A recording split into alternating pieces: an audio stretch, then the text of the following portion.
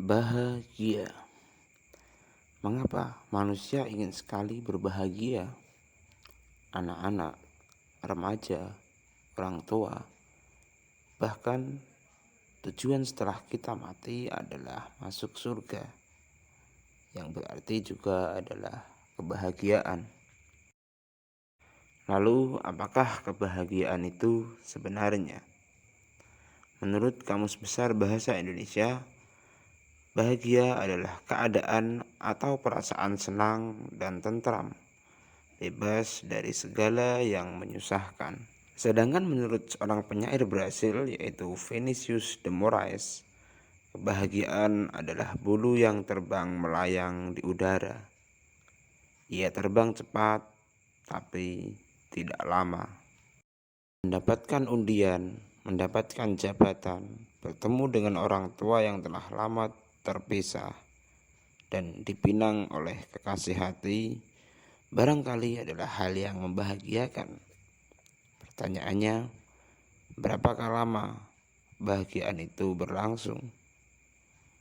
Dalam sebuah artikel yang diterbitkan oleh The Conversation, Rafael Auba berusaha mengulas tentang apa itu kebahagiaan. Mengejar mimpi kebahagiaan adalah konsep ala Amerika yang disebarkan lewat budaya pop, lalu industri film, industri obat-obatan, maupun industri-industri lainnya yang berkaitan dengan kebahagiaan. Sayangnya, kebahagiaan itu memang tidak nyata. Saat kita berhasil memenuhi seluruh kebutuhan materi maupun kebutuhan biologis, bahkan seluruh kebutuhan psikologis, kebahagiaan yang terus-menerus tidak akan pernah bisa terjadi. Kebahagiaan akan tetap menjadi tujuan yang sifatnya teori dan sulit dipahami.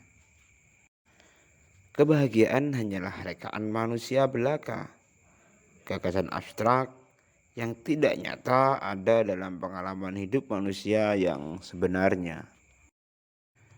Faktanya, manusia tidak berkembang untuk berbahagia.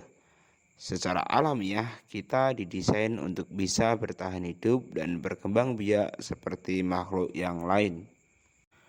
Alam dan pikiran kita akan menghalangi munculnya rasa puas, sebab rasa puas akan menurunkan kewaspadaan kita terhadap hal-hal yang bisa mengancam keberlangsungan hidup.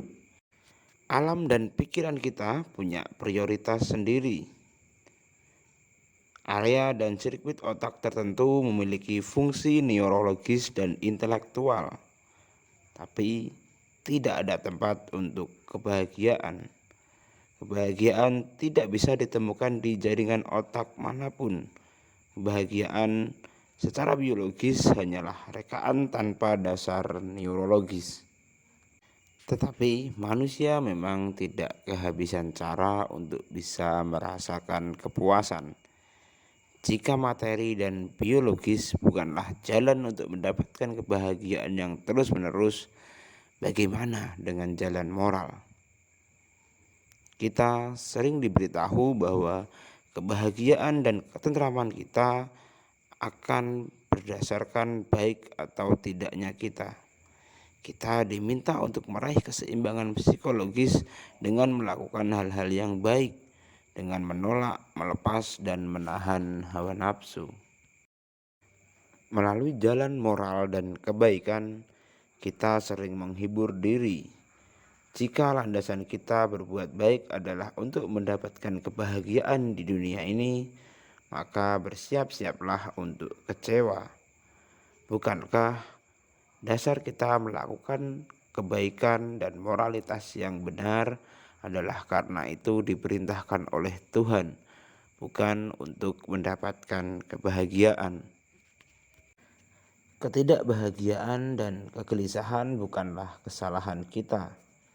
Ketidakbahagiaan ada dalam blueprint DNA kita, yang artinya itu ada dalam takdir kita sebagai manusia. Justru ketidakbahagiaanlah yang membantu kita bertahan hidup dan terus berkembang. Perasaan campur aduk dan emosi yang saling bersaing menghadirkan kesedihan dan kebahagiaan secara berdampingan. Itulah yang harus kita terima. Dengan menerima semua itu, maka kita tidak lagi terobsesi dengan kebahagiaan. Karena obsesi yang berlebihan terhadap kebahagiaan justru akan membuat kita terjerumus pada kebahagiaan semu dengan mengkonsumsi obat-obatan, pornografi, serta candu-candu lain yang sebenarnya adalah kebahagiaan yang tidak nyata.